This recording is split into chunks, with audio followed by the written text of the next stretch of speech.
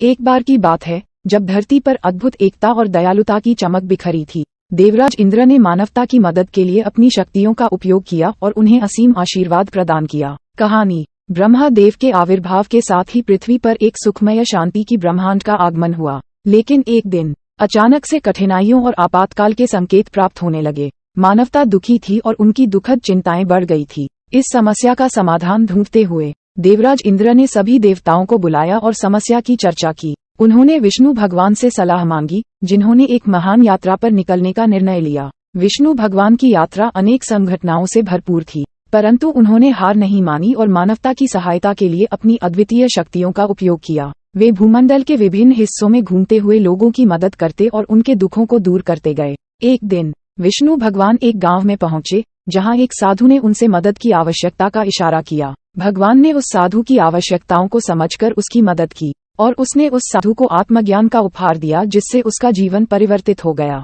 विष्णु भगवान की यात्रा ने देवताओं के आशीर्वाद से सारे भूमंडल को सुख और शांति से भर दिया। उन्होंने मानवता की मदद के लिए न केवल आशीर्वाद प्रदान किए, बल्कि सीख और दिशा भी प्रदान की, जिससे मानवता खुद अपनी समस्याओं का समाधान कर सके।